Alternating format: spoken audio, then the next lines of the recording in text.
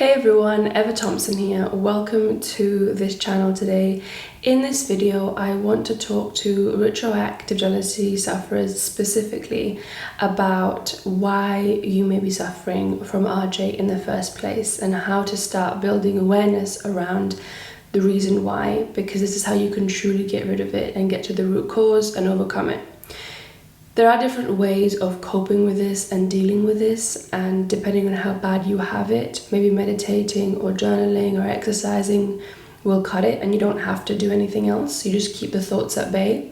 But if you're someone that's struggling more severely and you're looking to heal and get better, but not just that, you're also looking to understand yourself better through this process, to build up your relationship and your relationship with yourself and with your partner through this experience, then this is a video for you. If you are someone that is just of the mindset of, well, I can find someone else, and if I don't like their past, I'm just going to leave, then that's also okay. I've gotten a few comments like that lately where people say, well, just go find someone else out there with better morals and values.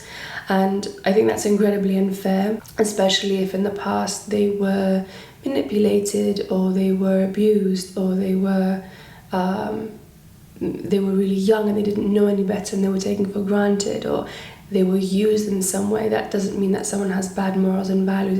It just means that they're learning and they're growing and they're allowed to do that. So if your way of thinking is, well, just leave them then that is not RJ. RJ is when you have intrusive thoughts about your partner's past. Yes, when you get triggered, you might judge them, you might blame them, but when you're not triggered, you do know that this is the person that you want to be with. You do love them, you do care for them, you can logically see where they're coming from, and you want to be in a relationship with them. So that is RJ for me. RJ is not, well, I don't like them, so I'm going to move on. I mean, if it was that simple, no one would have RJ. It's more, I love my partner, I see a future with them, I can understand where they're coming from. In some cases, you might be saying to yourself, well, I've done the same or I've done worse, and I want to be with them. And it's just when I get triggered on an emotional level, I start to spiral and everything I logically know goes out the window. And I just want to leave them or judge them, or I feel sad or I feel angry or I feel embarrassed. So coming back to the topic that I wanted to touch on originally, if you're someone that's looking to overcome RJ and to learn more about yourself and understand yourself better and build up your relationship, like I said before, then this video is for you. And it is based off of a conversation that I had with one of our clients. We were talking about the past, and she was talking about how she finds the past haunting. And she asked me a bit about my experience and why I don't suffer anymore. And after having a conversation, something that we both became aware of is that I believe that I don't suffer from RJ anymore. Obviously, I've done a lot of work and I've worked on my unconscious beliefs and self-worth and feeling good enough and everything. But in a nutshell, people that struggle with RJ are looking for something in their partner's past. Okay, so when you're asking questions, when you're stalking, when you're looking at phones, when you're stalking the ex on social media, when you are trying to find out every little detail of what happened, what are you looking for? And I'm not asking about what are you looking for in your partner's past. I'm asking about how you've attached your self-worth or your specialness, or how good enough you are, or how lovable you are, or how respectable you are to someone's past, okay? And I want to help you understand this better. So I'm going to try my best to give you some examples. People say, I have thoughts about my partner's past, I ask questions, I interrogate them, I stalk social media, I just shut down and it just goes on in my head, this mental movie or these intrusive thoughts. And truly ask yourself, what does it mean if they've had a past like that? Okay, write it down, I would recommend. What does it mean if they've done this? Okay, and then the answer will be, well, it means that maybe I can't trust them, or it means that maybe, they have the ability to, in their head, compare me to these people. So what's your fear? Is it that you can't trust them? Is it that you feel that if they can compare you in their head, you feel insecure because you don't want to be compared to other people and you're afraid that you won't measure up? Are you afraid that your experience with them is not as special as? So what are you looking for?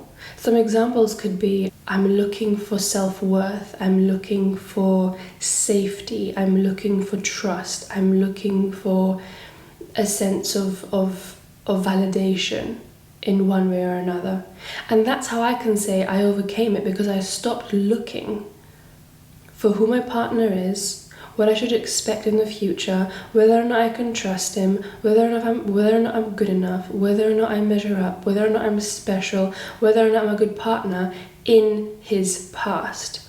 Because that's not where the answers are. The answers are always within. And wherever you're going through now, maybe you feel confused, but if you want to understand what you're searching for, I would recommend asking yourself, what does it mean that they've done this? What does it mean about our relationship? What does it mean about me? What does it mean about me if I'm with someone that's done this? Am I less respectable?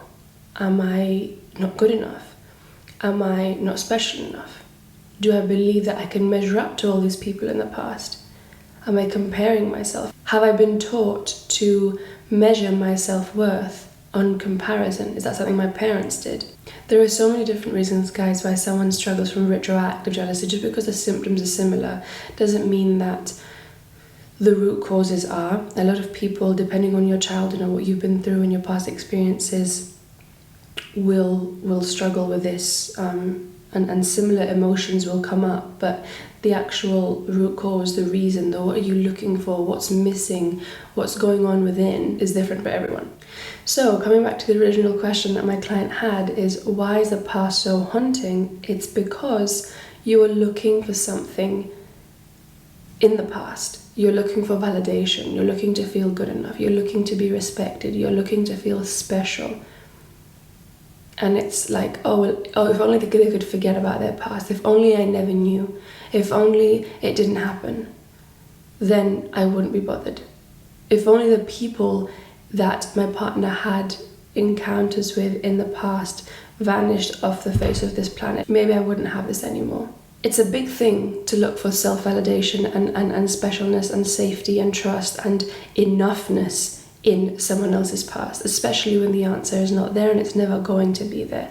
No matter how many questions they answer, no matter how much detail is revealed to you, it's in the past. It's not there anymore. They are here with you. And if you're worried about morals and values, of course you're allowed to be, but don't make the mistake of comparing who they were years ago to their morals and values today.